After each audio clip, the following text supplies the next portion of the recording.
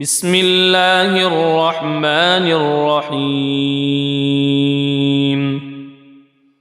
ياسين والقرآن الحكيم إنك لمن المرسلين على صراط مستقيم تنزيل العزيز الرحيم لتنذر قوما ما أنذر آباؤهم فهم غافلون لقد حق القول على أكثرهم فهم لا يؤمنون إنا جعلنا في أعناقهم أغلالا فهي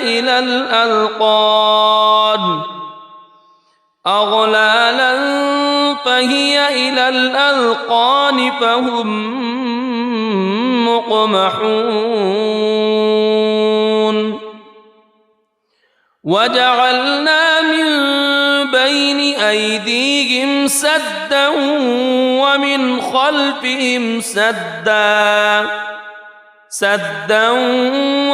خلفهم سدا فأغشيناهم فهم لا يبصرون وسواء عليهم أأنذرتهم أم لم تنذرهم لا يؤمنون إنما تنذر من اتبع الذكر وخشي الرحمن بالغيب فبشره بمغفرة وأجر كريم إنا نحن نحيي الموتى ونكتب ما قدموا وآثارهم وكل شيء أحصيناه في إمام مبين واضرب لهم مثلا أصحاب القرية إذ جاءها المرسلون إذ أرسلنا إليهم اثنين فكذبوهما فعززنا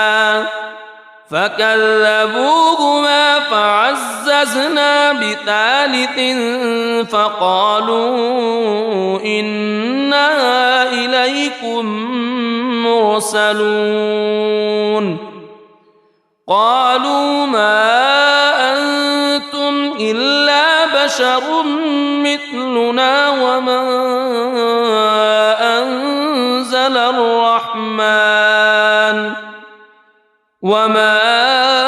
أنزل الرحمن من شيء إن أنتم إلا تكذبون قالوا ربنا يعلم إنا إليكم لمرسلون وما علينا إلا البلاغ المبين قالوا إنا تطيرنا بكم لئن لم تنتهوا لنرجمنكم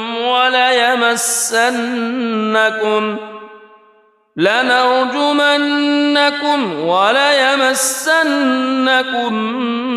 منا عذاب أليم قالوا طائركم معكم أئن ذكرتم بل أنتم قوم مسرفون وجاء من أقصى المدينة رجل يسعى قال يا قوم اتبعوا المرسلين اتبعوا من لا يسألكم أجرا وهم مهتدون وما لي لا أعبد الذي فطرني وإليه ترجعون أأتخذ من دونه آلهة إن يردني الرحمن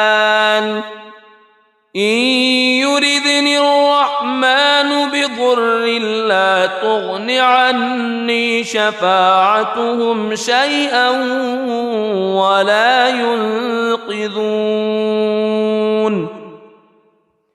إني إذا لفي ضلال مبين إني آمنت بربكم فاسمعون قيل ادخل الجنة قال يا ليت قومي يعلمون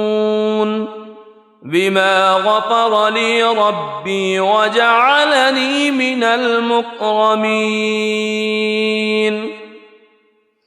وما أنزلنا على قومه من بعده من جند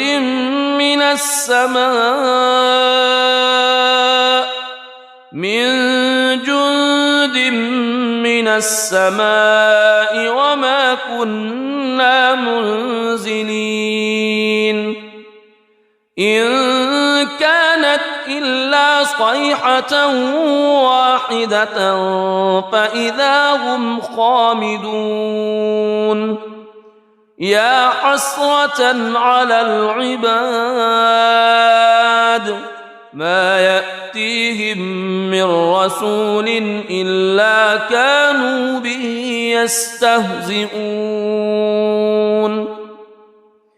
ألم يروا كم أهلكنا قبلهم من القرون أنهم إليهم لا يرجعون وإن كل لما جميع لدينا محضرون وآية لهم الأرض الميتة أحييناها وأخرجنا منها حبا فمنه يأكلون وجعلنا فيها جنات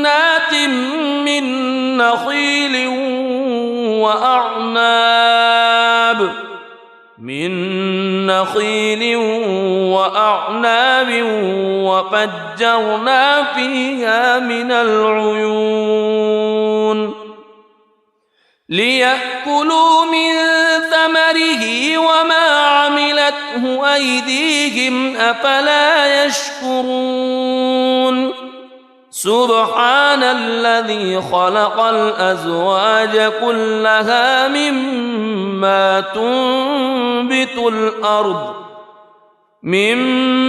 تنبت الأرض ومن أنفسهم ومما لا يعلمون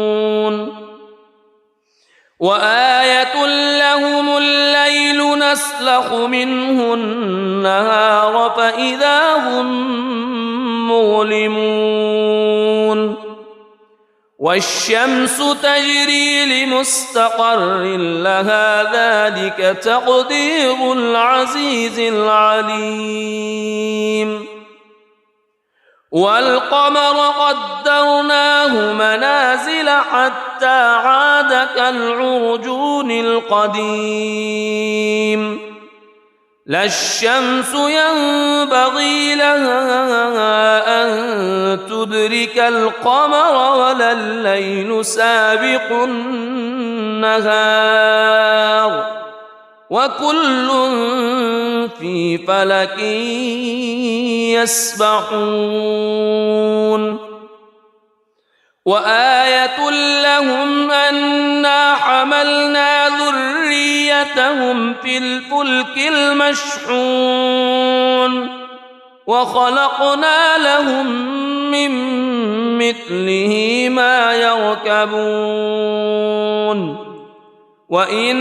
نشأ نغرقهم فلا صريخ لهم ولا هم ينقذون إلا رحمة منا ومتاعا إلى حين وإذا قيل لهم اتقوا ما بين أيديكم وما خلفكم لعلكم ترحمون وما تأتيهم من آية من آيات ربهم إلا كانوا عنها معرضين وإذا قيل لهم أنفقوا مما رزقكم الله قال الذين كفروا للذين آمنوا أنطعم من لو يشاء الله أطعمه إن أنتم إلا في ضلال مبين ويقولون متى هذا الوعد إن كنتم صادقين ما ينظرون إلا صيحة واحدة تأخذهم وهم يخصمون فلا يستطيعون توصية ولا إلى أهلهم يرجعون ونفخ في الصور فإذا هم من الأجداث إلى ربهم ينسلون قالوا يا ويلنا من بعثنا من مرقدنا هذا ما وعد الرحمن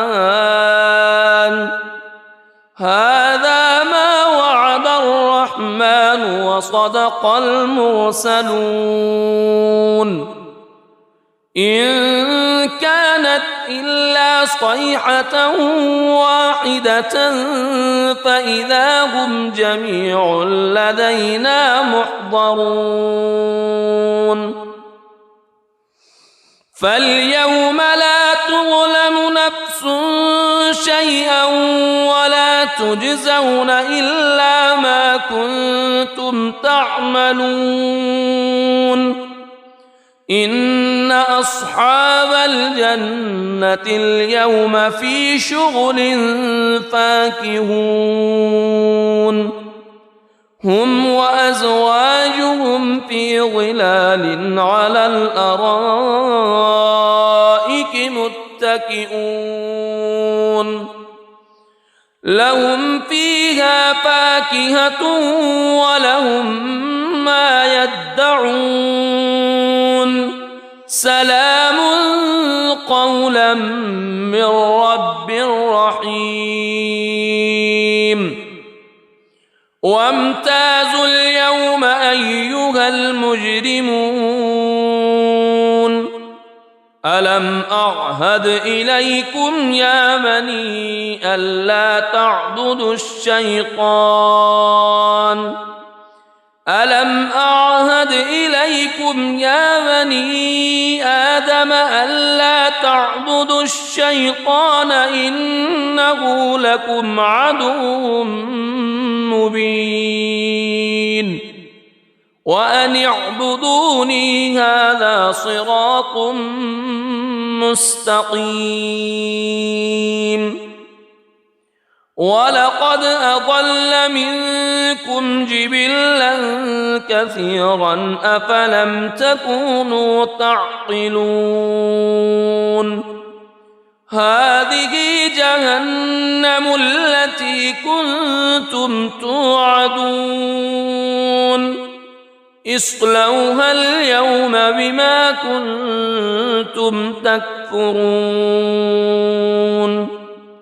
اليوم نختم على أفواههم وتكلمنا أيديهم وتشهد أرجلهم بما كانوا يكسبون ولو نشاء لطمسنا على أعينهم فاستبقوا الصراط فأنى يبصرون ولو نشاء لمسخناهم على مكانتهم فما استطاعوا مضيا ولا يرجعون ومن نعمره ننكسه في الخلق أفلا يعقلون وما علمناه الشعر وما ينبغي له إن هو إلا ذكر وقرآن مبين لينذر من كان حيا ويحق القول على الكافرين أولم يروا أنا خلقنا لهم مما عملت أيدينا أنعاما فهم لها مالكون وذللناها لهم فمنها ركوبهم ومنها يأكلون ولهم فيها منافع ومشارب أفلا يشكرون واتخذوا من دون الله آلهة لعلهم ينصرون لا يستطيعون نصرهم وهم لهم جند محضرون فلا يحزنك قولهم إنا نعلم ما يسرون وما يعلنون أولم ير الإنسان أنا خلقناه من نطفة فإذا هو خصيم مبين وضرب لنا مثلا ونسي خلقه قال من يحيي العظام وهي رميم قل يحييها الذي أنشأها أول مرة وهو بكل خلق عليم الذي جعل لكم من الشجر الأخضر نارا فإذا أنتم منه توقدون أوليس الذي خلق السماوات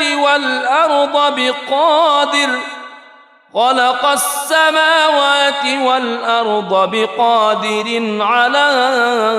أن يخلق مثلهم بلى وهو الخلاق العليم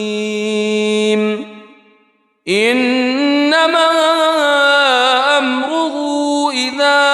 أراد شيئا أن يقول له كن فيكون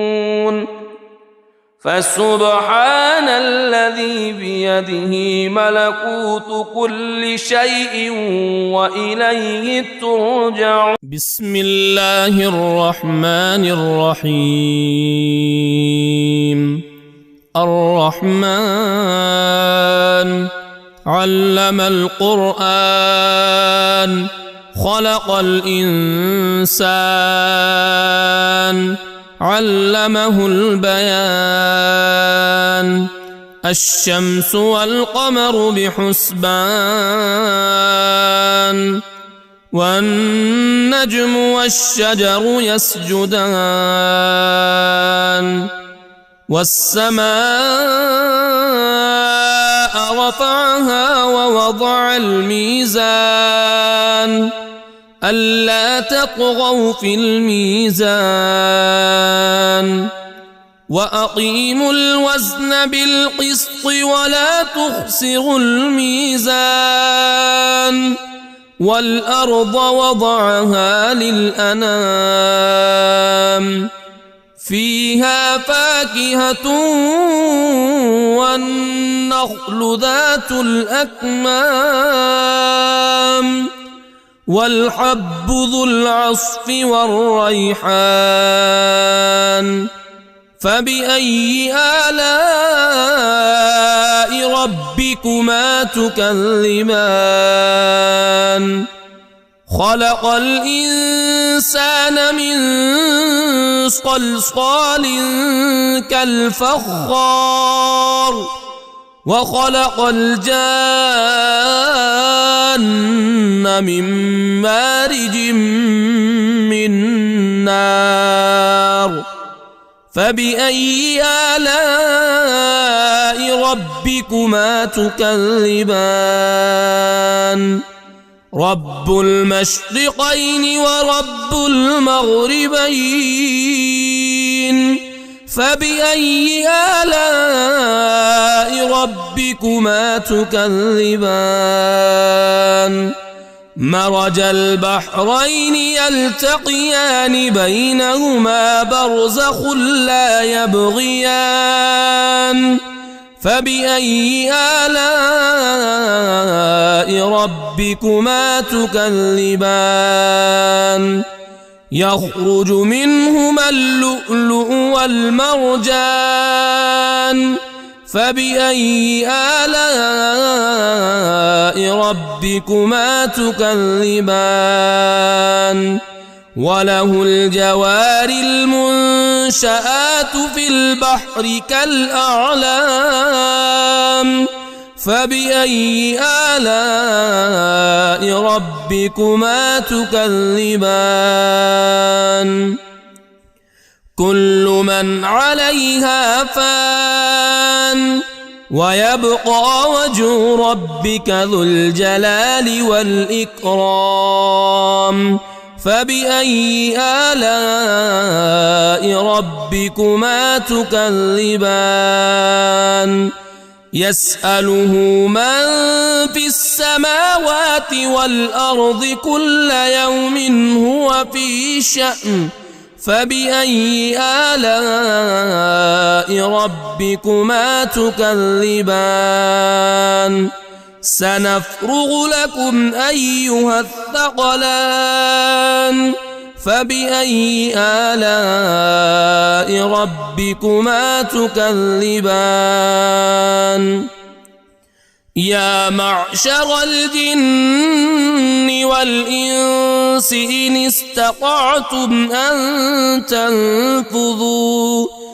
إن استطعتم أن تنفذوا من أقطار السماوات والأرض فانفذوا لا تنفذون إلا بسلطان فبأي آلاء ربكما تكذبان يرسل عليكما شواظ من نار ونحاس فلا تنتصران فبأي آلاء ربكما تكذبان فإذا انشقت السماء فكانت وردة كالدهان فبأي آلاء ربكما تكذبان فيومئذ لا يسأل عن ذنبه إنس ولا جان فبأي آلاء ربكما تكذبان يعرف المجرمون بسيماهم فيؤخذ بالنواصي والأقدام فبأي آلاء ربكما تكذبان هذه جهنم التي يكذب بها المجرمون يطوفون بينها وبين حميم آن فبأي آلاء ربكما تكذبان ولمن خاف مقام ربه جنتان فبأي آلاء ربكما تكذبان ذواتا أفنان فبأي آلاء ربكما تكذبان فيهما عينان تجريان فبأي آلاء ربكما تكذبان فيهما من كل فاكهة زوجان فبأي آلاء ربكما تكذبان متكئين على فرش بطائنها من استبرق وجنى الجنتين دان فبأي آلاء ربكما تكذبان فيهن قاصرات الطرف لم يطمثهن إنس قبلهم ولا جان فبأي آلاء ربكما تكذبان كأنهن الياقوت والمرجان فبأي آلاء ربكما تكذبان هل جزاء الإحسان إلا الإحسان فبأي آلاء ربكما تكذبان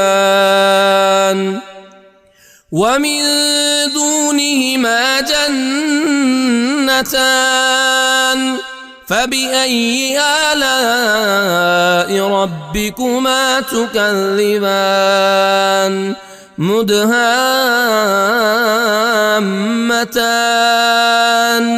فبأي آلاء ربكما تكذبان فيهما عينان نضاختان فبأي آلاء ربكما تكذبان فيهما فاكهة ونخل ورمان فبأي آلاء ربكما تكذبان فيهن خيرات حسان فبأي آلاء ربكما تكذبان حور مقصورات في الخيام فبأي آلاء ربكما تكذبان لم يطمثهن إنس قبلهم ولا جان فبأي آلاء ربكما تكذبان متكئين على رفرف خضر وعبقري حسان فبأي آلاء ربكما تكذبان تبارك اسم ربك ذي الجلال والإكرام بسم الله الرحمن الرحيم ياسين والقرآن الحكيم إنك لمن المرسلين على صراط مستقيم تنزيل العزيز الرحيم لتنذر قوما ما أنذر آباؤهم فهم غافلون لقد حق القول على أكثرهم فهم لا يؤمنون إنا جعلنا في أعناقهم أغلالا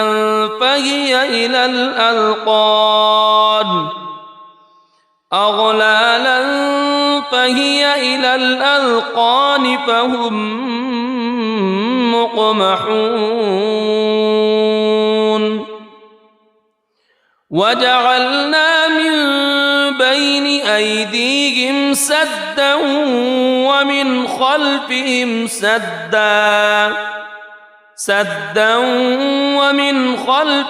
سدا فأغشيناهم فهم لا يبصرون وسواء عليهم أأنذرتهم أم لم تنذرهم لا يؤمنون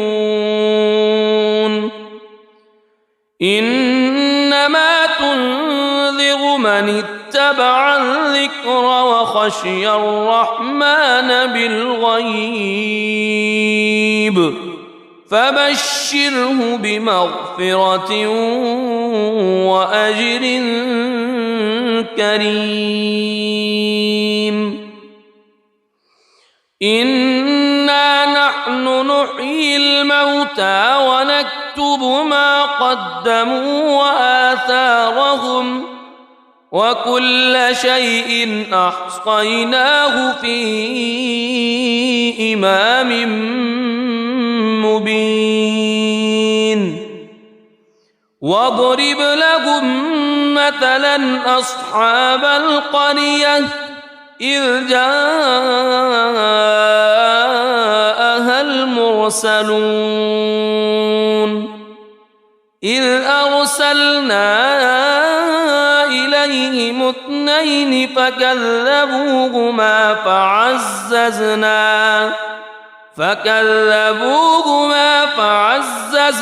بثالث فقالوا إنا إليكم مرسلون قالوا ما أنتم إلا بشر مثلنا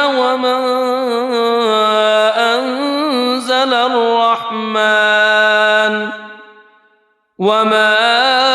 أنزل الرحمن من شيء إن أنتم إلا تكذبون قالوا ربنا يعلم إنا إليكم لمرسلون وما علينا إلا البلاغ المبين قالوا إنا تطيرنا بكم لئن لم تنتهوا لنرجمنكم وليمسنكم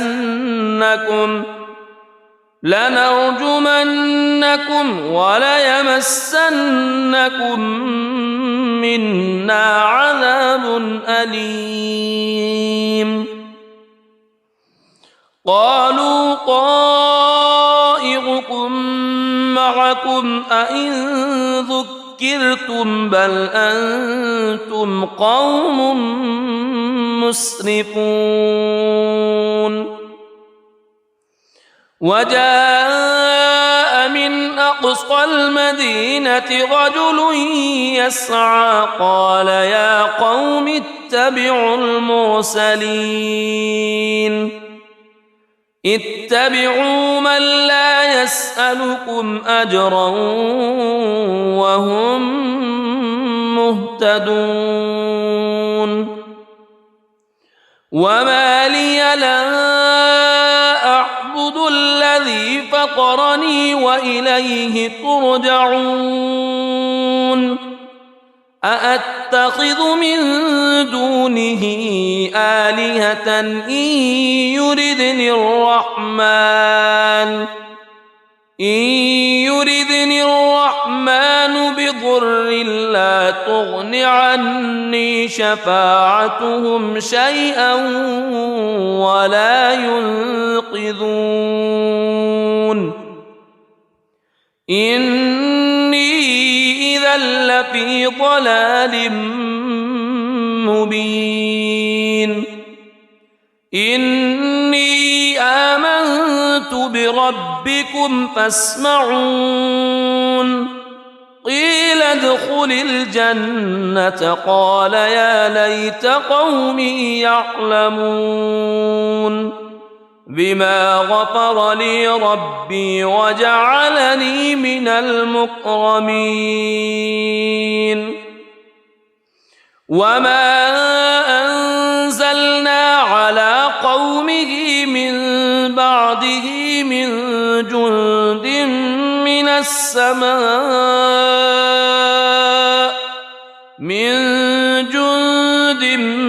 من السماء وما كنا منزلين إن كانت إلا صيحة واحدة فإذا هم خامدون يا حسرة على العباد ما يأتيهم من رسول إلا كانوا به يستهزئون ألم يروا كم أهلكنا قبلهم من القرون أنهم إليهم لا يرجعون وإن كل لما جميع لدينا محضرون وآية لهم الأرض الميتة أحييناها وأخرجنا منها حبا فمنه يأكلون وجعلنا فيها جنات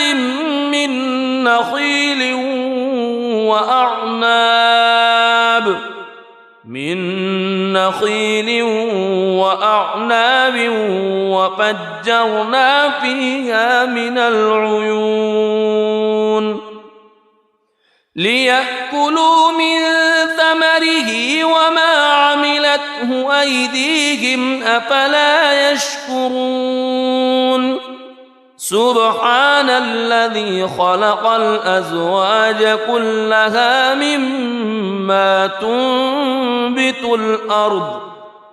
مما تنبت الأرض ومن أنفسهم ومما لا يعلمون وآية لهم الليل نسلخ منه النهار فإذا هم مظلمون والشمس تجري لمستقر لها ذلك تقدير العزيز العليم والقمر قدرناه منازل حتى عاد كالعرجون القديم لا الشمس ينبغي لها أن تدرك القمر ولا الليل سابق النهار وكل في فلك يسبحون وآية لهم أنا حملنا ذريتهم في الفلك المشحون وخلقنا لهم من مثله ما يركبون وإن نشأ نغرقهم فلا صريخ لهم ولا هم ينقذون إلا رحمة منا ومتاعا إلى حين وإذا قيل لهم اتقوا ما بين أيديكم وما خلفكم لعلكم ترحمون وما تأتيهم من آية من آيات ربهم إلا كانوا عنها معرضين وإذا قيل لهم أنفقوا مما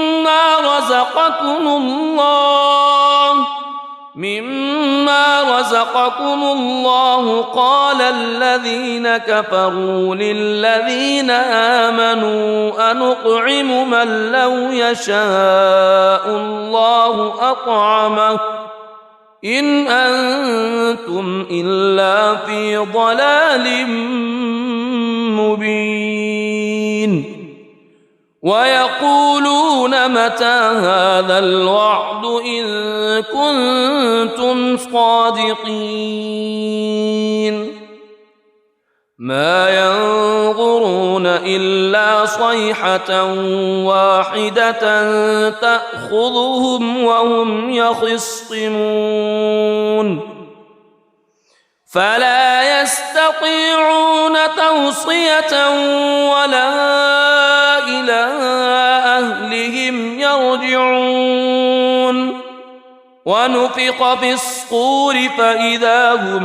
من الأجداث إلى ربهم ينسلون قالوا يا ويلنا من بعثنا من مرقدنا هذا ما وعد الرحمن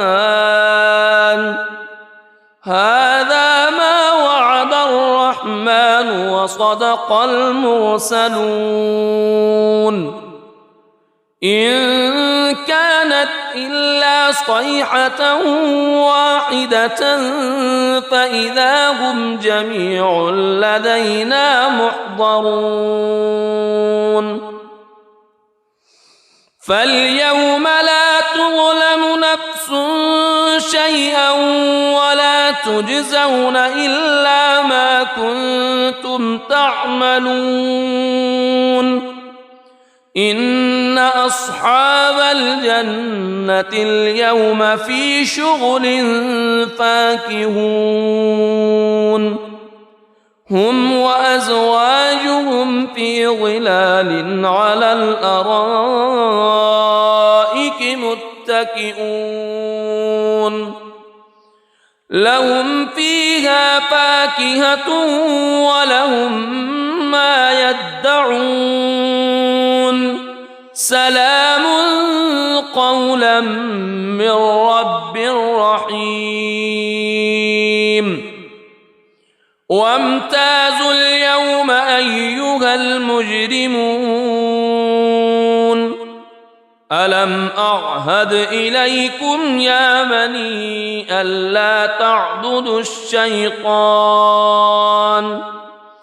ألم أعهد إليكم يا بني آدم ألا تعبدوا الشيطان إنه لكم عدو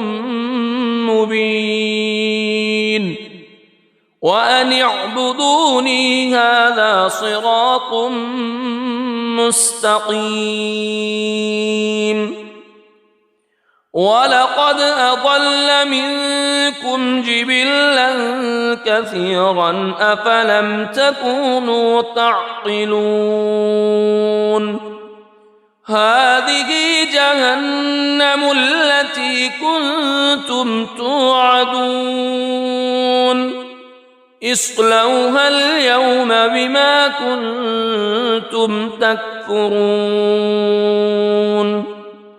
اليوم نختم على أفواههم وتكلمنا أيديهم وتشهد أرجلهم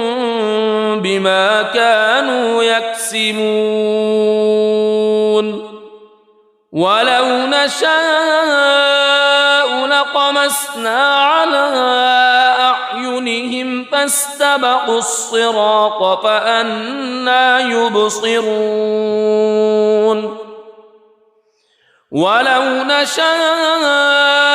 لمسخناهم على مكانتهم فما استطاعوا مضيا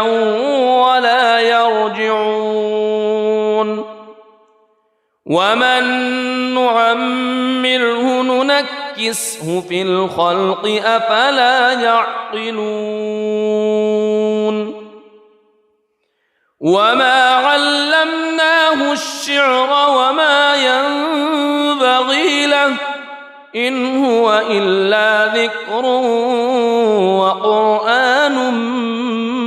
مبين لينذر من كان حيا ويحق القول على الكافرين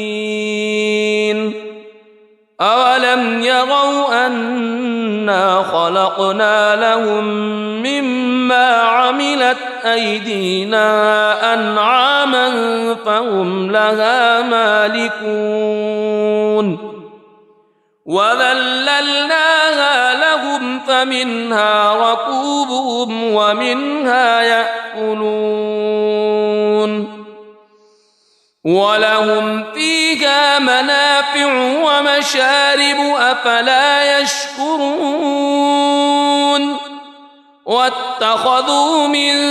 دون الله آلهة لعلهم ينصرون لا يستطيعون نصرهم وهم لهم جند محضرون فلا يحزنك قولهم إنا نعلم ما يسرون وما يعلنون أولم ير الإنسان أنا خلقناه من نطفة فإذا هو خصيم مبين وضرب لنا مثلا ونسي خلقه قال من يحيي العظام وهي رميم قل يحييها الذي أنشأها أول مرة وهو بكل خلق عليم الذي جعل لكم من الشجر الأخضر نارا فإذا أنتم منه توقدون أوليس الذي خلق السماوات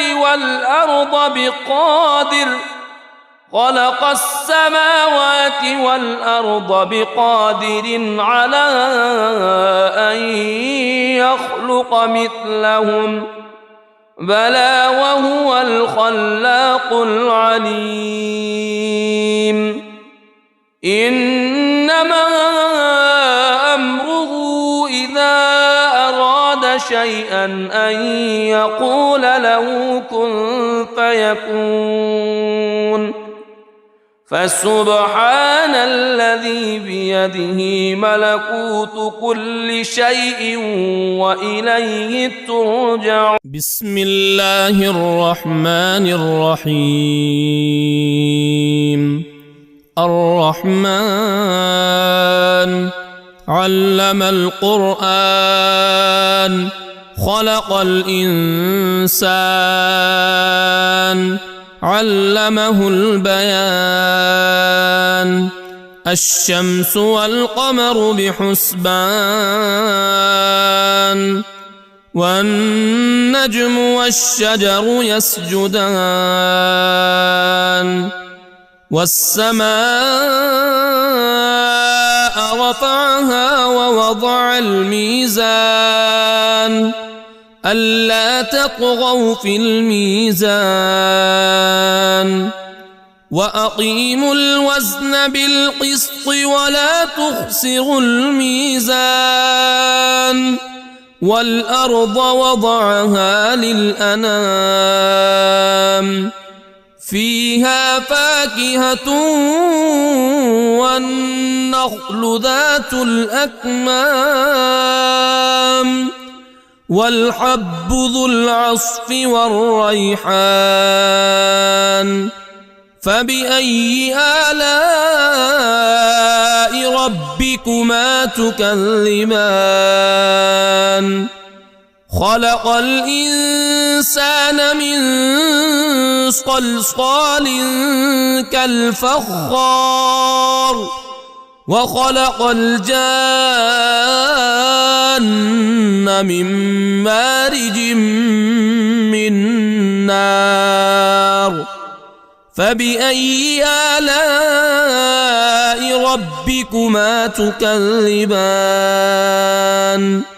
رب المشرقين ورب المغربين. فبأي آلاء ربكما تكذبان. مرج البحرين يلتقيان بينهما برزخ لا يبغيان. فبأي آلاء ربكما تكذبان. يخرج منهما اللؤلؤ والمرجان. فبأي آلاء ربكما تكذبان. وله الجوار المنشآت في البحر كالأعلام.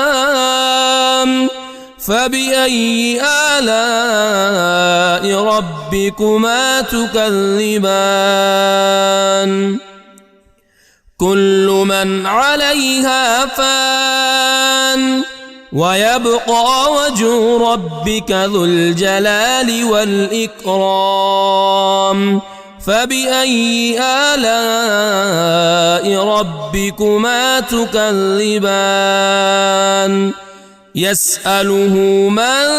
في السماوات والأرض كل يوم هو في شأن. فبأي آلاء ربكما تكذبان. سنفرغ لكم أيها الثقلان. فبأي آلاء ربكما تكذبان. يا معشر الجن والإنس إن استطعتم أن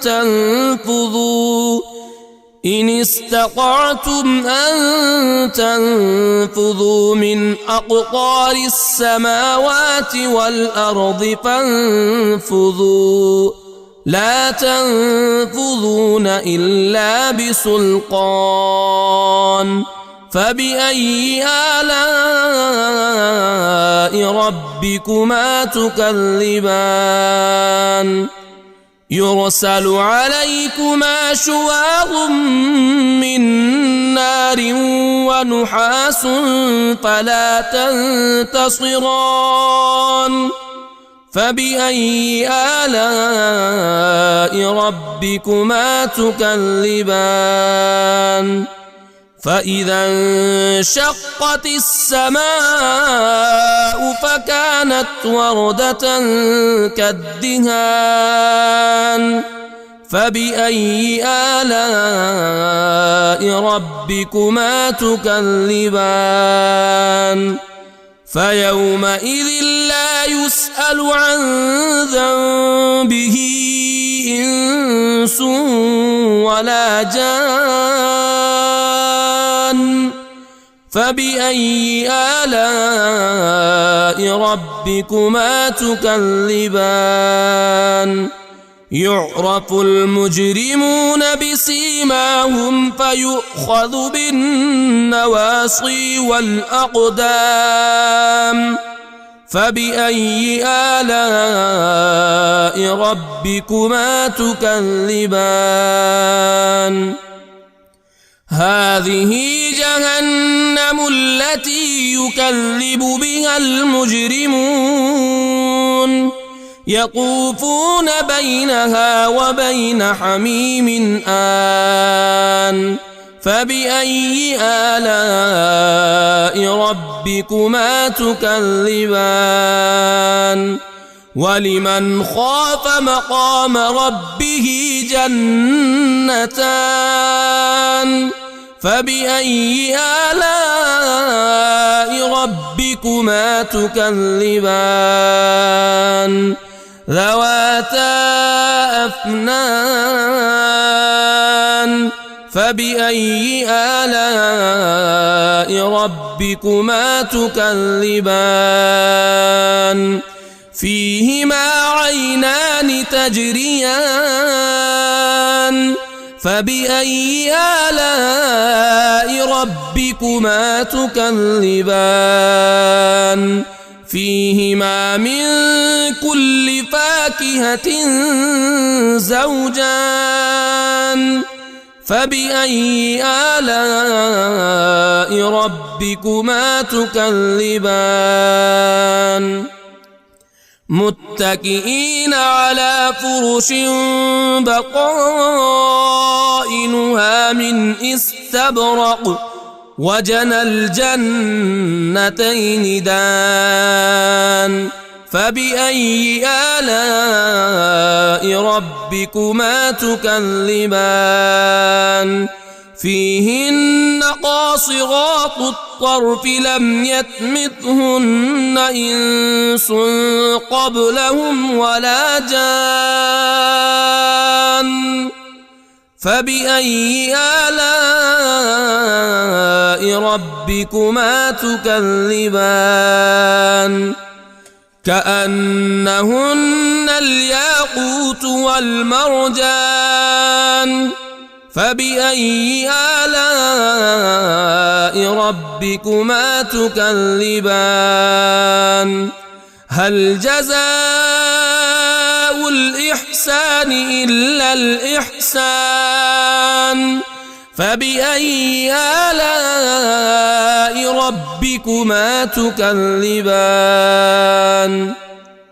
ومن دونهما جنتان فبأي آلاء ربكما تكذبان مدهامتان فبأي آلاء ربكما تكذبان فيهما عينان نضاختان فبأي آلاء ربكما تكذبان فيهما فاكهة ونخل ورمان فبأي آلاء ربكما تكذبان فيهن خيرات حسان فبأي آلاء ربكما تكذبان حور مقصورات في الخيام فبأي آلاء ربكما تكذبان لم يطمثهن إنس قبلهم ولا جان فبأي آلاء ربكما تكذبان متكئين على رفرف خضر وعبقري حسان فبأي آلاء ربكما تكذبان تبارك اسم ربك ذي الجلال والإكرام بسم الله الرحمن الرحيم ياسين والقرآن الحكيم إنك لمن المرسلين على صراط مستقيم تنزيل العزيز الرحيم لتنذر قوما ما أنذر آباؤهم فهم غافلون لقد حق القول على أكثرهم فهم لا يؤمنون إنا جعلنا في أعناقهم أغلالا فهي إلى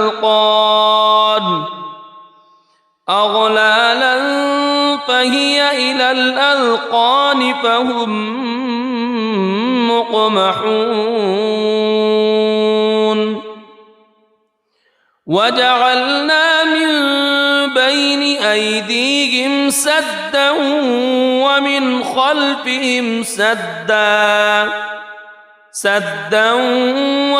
خلفهم سدا فأغشيناهم فهم لا يبصرون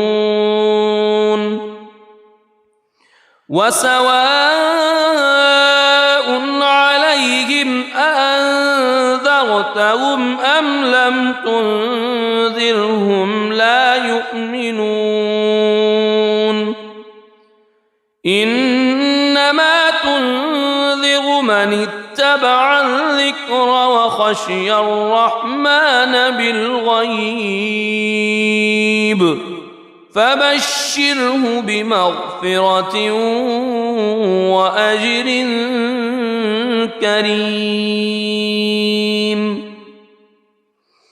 إنا نحن نحيي الموتى ونكتب ما قدموا وآثارهم وكل شيء أحصيناه في إمام مبين واضرب لهم مثلا أصحاب القرية إذ جاءها المرسلون إذ أرسلنا إليهم اثنين فكذبوهما فعززنا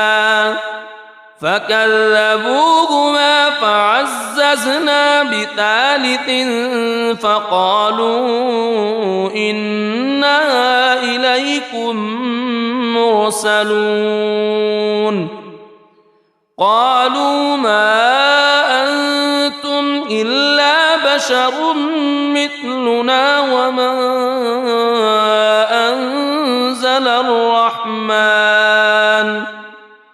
وما أنزل الرحمن من شيء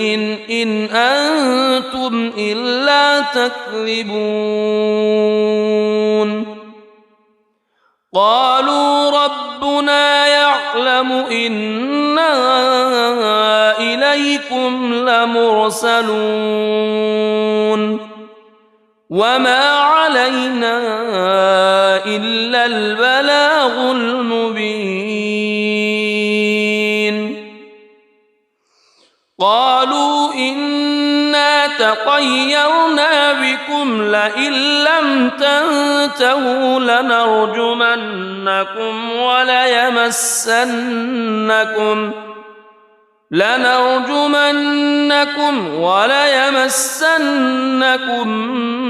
منا عذاب أليم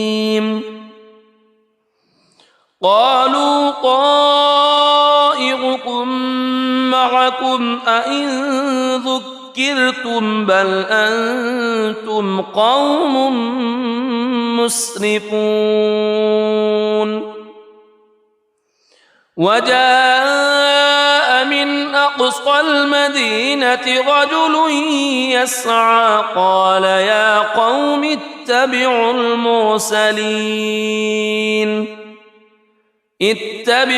من لا يسألكم أجرا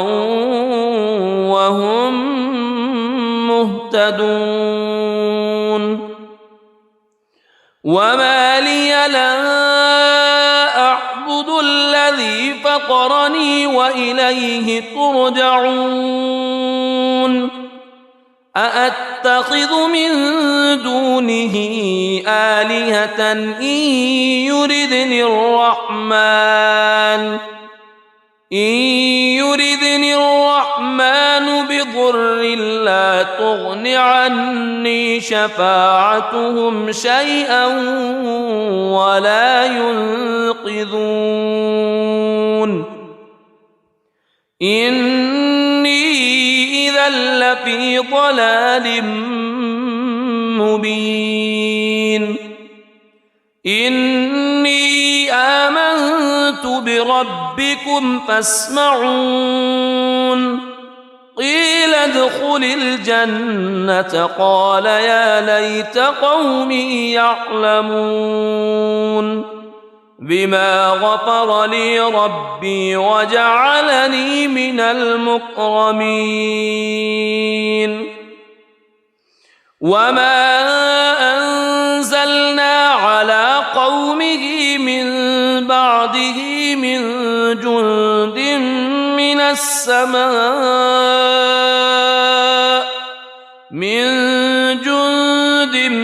من السماء وما كنا منزلين إن كانت إلا صيحة واحدة فإذا هم خامدون يا حسرة على العباد ما يأتيهم من رسول إلا كانوا به يستهزئون ألم يروا كم أهلكنا قبلهم من القرون أنهم إليهم لا يرجعون وإن كل لما جميع لدينا محضرون وآية لهم الأرض الميتة أحييناها وأخرجنا منها حبا فمنه يأكلون وجعلنا فيها جنات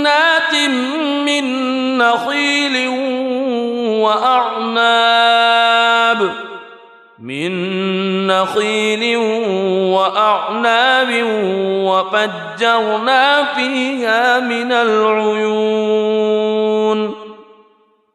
ليأكلوا من ثمره وما عملته أيديهم أفلا يشكرون سبحان الذي خلق الأزواج كلها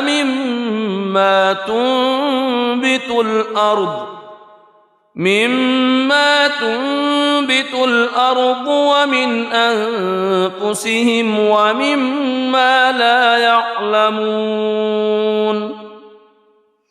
وآية لهم الليل نسلخ منه النهار فإذا هم مظلمون والشمس تجري لمستقر لها ذلك تقدير العزيز العليم والقمر قدرناه منازل حتى عاد كالعرجون القديم لا الشمس ينبغي لها أن تدرك القمر ولا الليل سابق النهار وكل في فلك يسبحون وآية لهم أنا حملنا ذريتهم في الفلك المشحون وخلقنا لهم من مثله ما يركبون وإن نشأ نغرقهم فلا صريخ لهم ولا هم ينقذون إلا رحمة منا ومتاعا إلى حين وإذا قيل لهم اتقوا ما بين أيديكم وما خلفكم لعلكم ترحمون وما تأتيهم من آية من آيات ربهم إلا كانوا عنها معرضين وإذا قيل لهم أنفقوا مما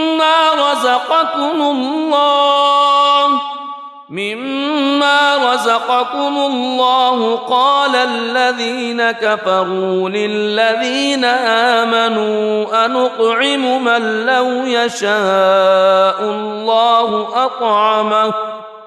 إن أنتم إلا في ضلال مبين ويقولون متى هذا الوعد إن كنتم صادقين ما ينظرون إلا صيحة واحدة تأخذهم وهم يخصمون فلا يستطيعون توصية ولا إلى أهلهم يرجعون ونفخ في الصور فإذا هم من الأجداث إلى ربهم ينسلون قالوا يا ويلنا من بعثنا من مرقدنا هذا ما وعد الرحمن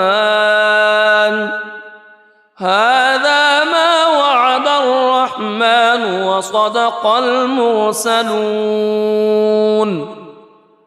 إن كانت إلا صيحة واحدة فإذا هم جميع لدينا محضرون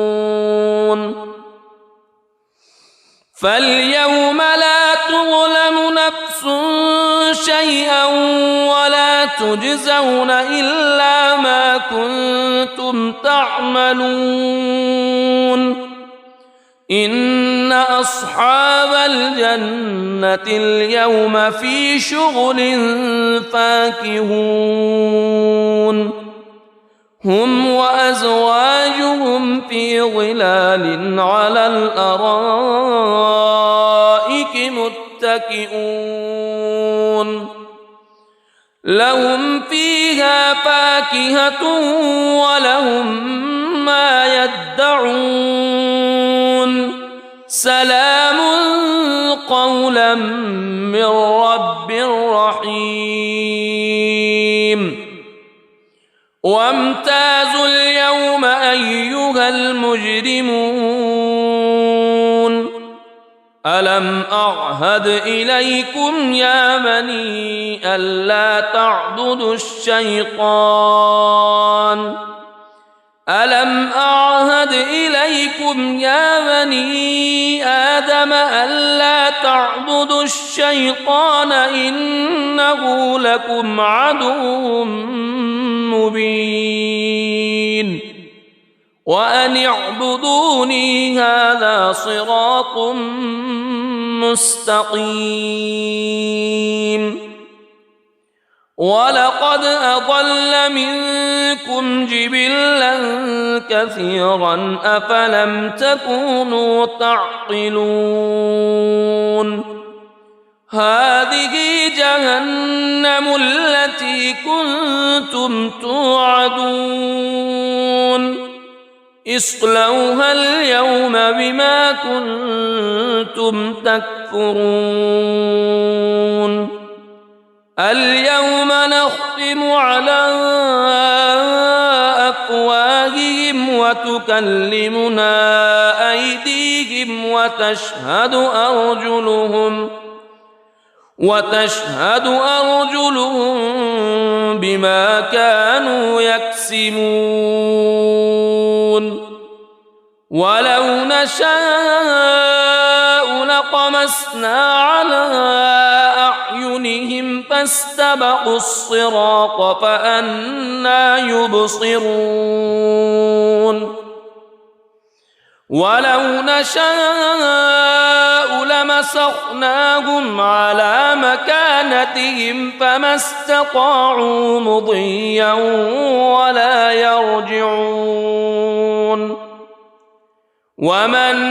نعمره ننكسه في الخلق أفلا يعقلون وما علمناه الشعر وما ينبغي له إن هو إلا ذكر وقرآن مبين لينذر من كان حيا ويحق القول على الكافرين أولم يروا أنا خلقنا لهم مما عملت أيدينا أنعاما فهم لها مالكون وذللناها لهم فمنها ركوبهم ومنها يأكلون ولهم فيها منافع ومشارب أفلا يشكرون واتخذوا من دون الله آلهة لعلهم ينصرون لا يستطيعون نصرهم وهم لهم جند محضرون فلا يحزنك قولهم إنا نعلم ما يسرون وما يعلنون أولم ير الإنسان أنا خلقناه من نطفة فإذا هو خصيم مبين وضرب لنا مثلا ونسي خلقه قال من يحيي العظام وهي رميم قل يحييها الذي أنشأها أول مرة وهو بكل خلق عليم الذي جعل لكم من الشجر الأخضر نارا فإذا أنتم منه توقدون أوليس الذي خلق السماوات والأرض خلق السماوات والأرض بقادر على أن يخلق مثلهم بلى وهو الخلاق العليم إنما أمره إذا أراد شيئا أن يقول له كن فيكون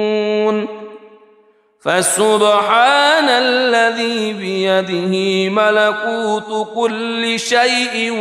وإليه ترجعون. بسم الله الرحمن الرحيم.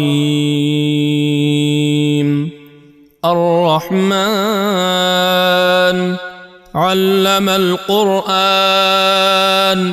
خلق الإنسان علمه البيان الشمس والقمر بحسبان والنجم والشجر يسجدان والسماء رفعها ووضع الميزان ألا تطغوا في الميزان وأقيموا الوزن بالقسط ولا تخسروا الميزان والأرض وضعها للأنام فيها فاكهة والنخل ذات الأكمام والحب ذو العصف والريحان فبأي آلاء ربكما تكذبان خلق الإنسان من صلصال كالفخار وخلق الجان من مارج من نار فبأي آلاء ربكما تكذبان رب المشرقين ورب المغربين فبأي آلاء ربكما تكذبان مرج البحرين يلتقيان بينهما برزخ لا يبغيان فبأي آلاء ربكما تكذبان يخرج منهما اللؤلؤ والمرجان فبأي آلاء ربكما تكذبان وله الجوار المنشآت في البحر كالأعلام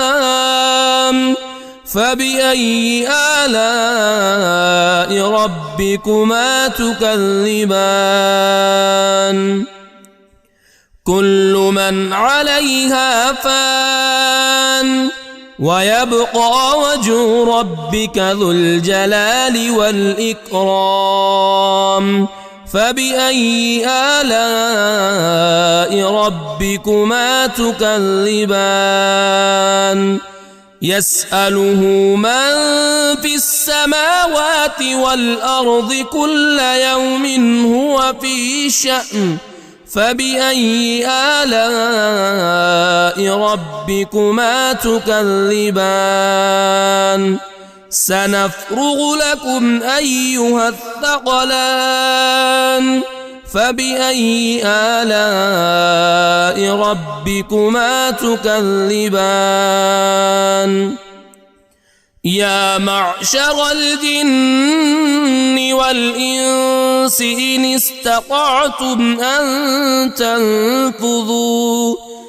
إن استطعتم أن تنفذوا من أقطار السماوات والأرض فانفذوا لا تنفذون إلا بسلطان فبأي آلاء ربكما تكذبان يرسل عليكما شواظ من نار ونحاس فلا تنتصران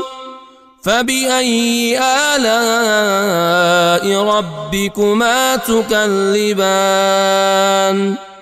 فإذا انشقت السماء فكانت وردة كالدهان فبأي آلاء ربكما تكذبان فيومئذ لا يسأل عن ذنبه إنس ولا جان فبأي آلاء ربكما تكذبان يعرف المجرمون بسيماهم فيؤخذ بالنواصي والأقدام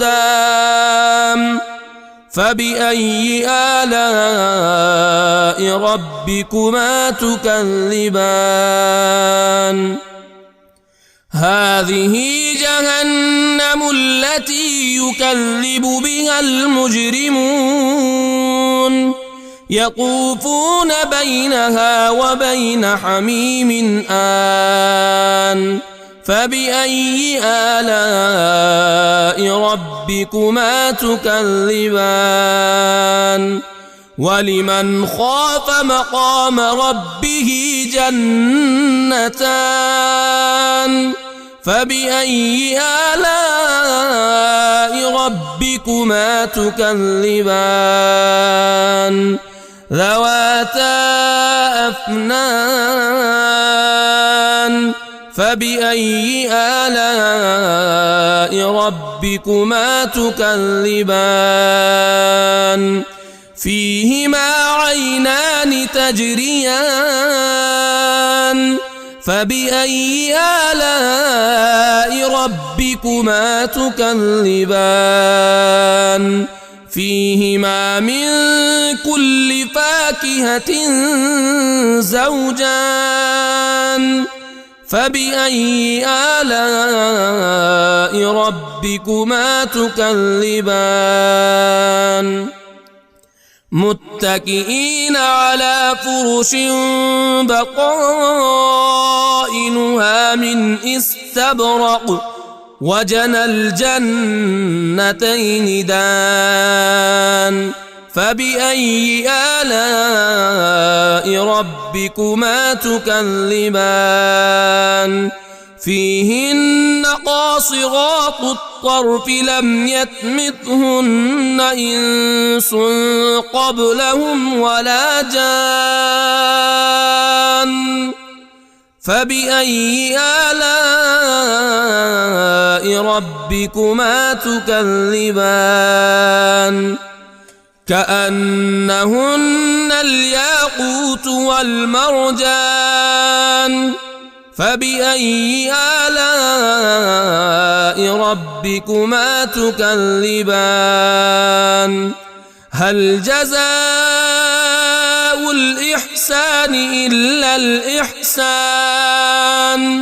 فبأي آلاء ربكما تكذبان ومن دونهما جنتان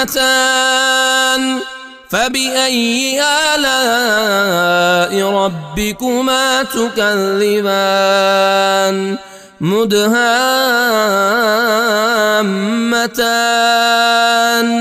فبأي آلاء ربكما تكذبان فيهما عينان نضاختان فبأي آلاء ربكما تكذبان فيهما فاكهة ونخل ورمان رمان فبأي آلاء ربكما تكذبان فيهن خيرات حسان فبأي آلاء ربكما تكذبان حور مقصورات في الخيام فبأي آلاء ربكما تكذبان لم يطمثهن إنس قبلهم ولا جان فبأي آلاء ربكما تكذبان متكئين على رفرف خضر